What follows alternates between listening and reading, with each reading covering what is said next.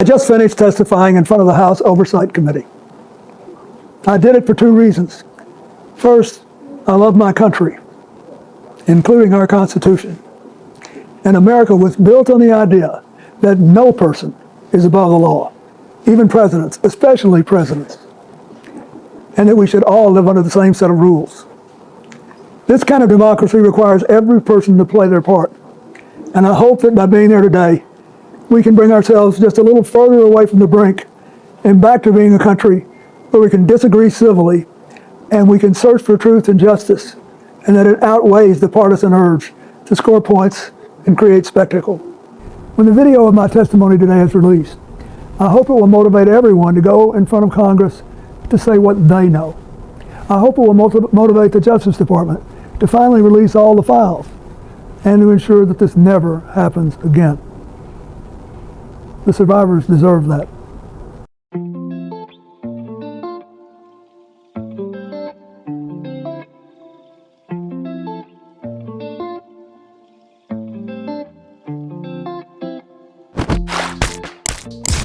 Views, conversations, and opinions expressed on this channel could be subjective or objective and are also for informational, educational, and entertainment purposes only. Here on The Mix, we encourage and implore you to conduct your own research.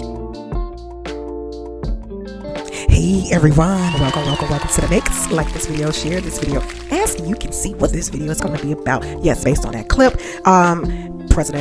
former President Clinton basically testifying before Congress, as we seen in that other video I did, but he released this particular clip afterwards, basically calling upon everyone, I guess, connected officially or unofficially to Epstein to come out, be transparent. No one is above the law. So that brings me to this, you guys. It is being reported that your very own Shawn Carter, aka Jayz, Jigga Man, whatever he's going by these days, yes, has refused, it's being rumored, you guys, rumor, heavy on the rumor, that he's refused to testify before Congress about the Epstein situation, because we all know, based off of the Epstein files that was released via Department of Justice, thousands of reports. I didn't read it, you guys, but I've seen clips here and there all across the internet about what was in the files. But Jayz was mentioned unofficially, not in the files, but to my understanding, he was mentioned in an email. So he was listed on House Representative Nancy Mace. She is over the Oversight Committee, one of the people who interviewed Bill Clinton and Hillary Clinton about the Epstein situation under oath. But at any rate, she called upon Jayz to testify as well before the Oversight Committee, Jayz and a slew of other people. However, you guys, before I jump into the topic and get into this alleged refusal, of Jayz just basically saying he's not going to comply, allegedly, with the House Committee's request, if subpoena, or if he has already been subpoenaed. I need for y'all to like this video, share this video. It is free to do that. Don't forget the product placements, you guys, here within my videos. Go ahead and check those out. If you're interested in donating, smash that Cash App, Zelle, or PayPal. It is in the description section of this post. All donations go to a content enhancement creation, y'all. Thank you all for your continued support, those domestically and internationally. Don't forget, first quarter cash prize giveaway will be held at the end of this month. Haven't figured out a date. It might be not just the last week of the month, which I typically do it. It might be the week before the last week of the month, because I'm gonna be very busy this month. So, but you guys, thank you for tuning in. As always, thank you for support. Sub up, like, share.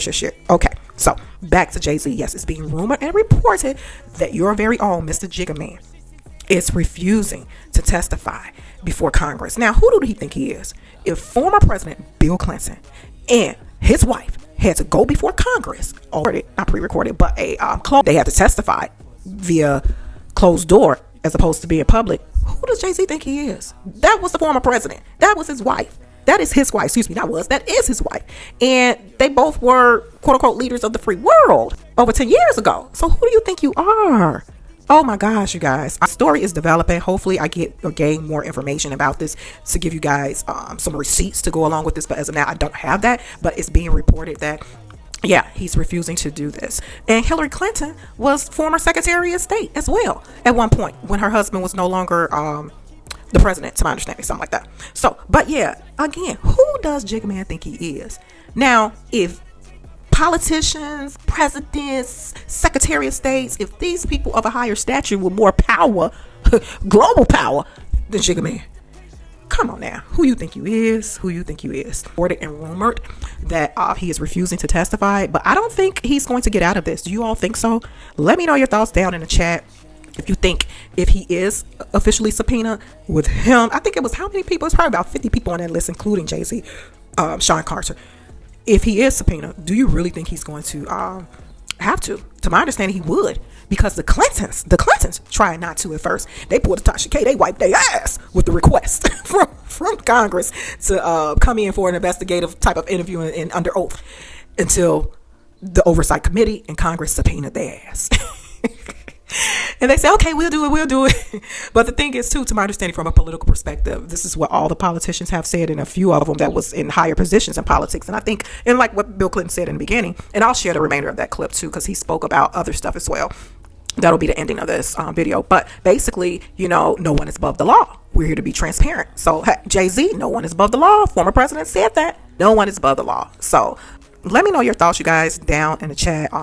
Yeah, like this video, share this video. I just had to hop right on here really quickly to go over this with you guys, because I was like, no, he is not refusing. Typical. It's the arrogance for me. It's the audacity for me. And I'm not surprised at all. If this is true, I am not surprised. He thinks he just could do whatever and get away with whatever, allegedly. And then too, you guys, and some people might be like, the mix, you always, Jayz, like, I don't want nobody to be down or whatever. I want the best for everyone. However, regular decklers have to be held accountable for the smallest things. Regular decklers, you, me, for the smallest things. So look at the former president. And this ain't black and white. The former president is white and had to testify under oath. So who is Jigga Man? And then also, too, only gripe I really have with Jayz, this is based off of my observation, you guys. I've seen over the past decades, because I'm a person of a different age demographic, quote unquote. I've seen, in my opinion, based off of my opinion observation, just to me, the manipulation, the use of the black community and the impoverished areas that Mr. Jayz Shawn Carter, in my opinion, has allegedly capitalized off of. And I could say like the Brooklyn Nets thing, when they gentrified that area, yeah, it was going to be done, but it seems like it was fast track with his support. I remember Dr. Cornel West spoke about that. Yeah, he was upset. Google that. Google the gentrification that happened in Brooklyn and the Nets stadium and all of that. And Cornel West was upset with Jayz. So stuff like that, I'm not rocking with. And if you have to use your own community to advance yourself agenda wise and your own legacy, what are you really doing for the culture? What are you really doing for the black community as a whole, collectively? Nothing. You're self-serving, in my opinion. And that's just one example. It's plenty of other examples, but this video will be so long if I go through that. So that's my gripe. You're using your own people to advance, in my opinion, and opinions are like assholes and opinions are not facts, to advance your own legacy, your own agenda, your own pockets, in my opinion. So like, share, sub, you guys. Let me know your thoughts. I'll run some polls. Thank you all for tuning in. Talk to you guys soon. Sub up. Here you go with the remainder of that clip. Bye. I just finished testifying in front of the House Oversight Committee. I did it for two reasons. First, I love my country, including our Constitution. And America was built on the idea that no person is above the law, even presidents, especially presidents, and that we should all live under the same set of rules. This kind of democracy requires every person to play their part. And I hope that by being there today, we can bring ourselves just a little further away from the brink and back to being a country where we can disagree civilly and we can search for truth and justice, and that it outweighs the partisan urge to score points and create spectacle. The second reason I was there is that the girls and women whose lives Jeffrey Epstein destroyed deserve not just justice, but healing. They've been waiting too long for both. Though my brief acquaintance with Epstein ended years before his crimes came to light, and though I never witnessed during our limited interactions any indication with what was truly going on, I offered the little I do know in the hopes that it would help prevent anything like this from ever happening again. I also have to say something personal. Republicans made Hillary testify yesterday, and she had nothing to do with Jeffrey Epstein, nothing. She has no memory of ever even meeting him. She neither traveled with him nor visited any of his properties. So whether 10 people or 10,000 people were subpoenaed, including her, was simply not right. So here's what I told the committee. First, I had no idea of the crimes Epstein was committed. No matter how many photos they show of me, I have two things that at the end of the day matter far more than any interpretation of 20-year-old photos. I know what I saw, and more importantly, what I didn't see. And I know what I did, and more importantly, what I didn't do. I saw nothing and I did nothing wrong. As someone who grew up in a home with domestic violence, not only would I not have flown on his plane if I had any inkling of what he was doing, I would have turned him in myself and led the call for justice for his crimes, not the sweetheart deal we got. But even with 20/20 hindsight, I saw nothing that ever gave me real pause.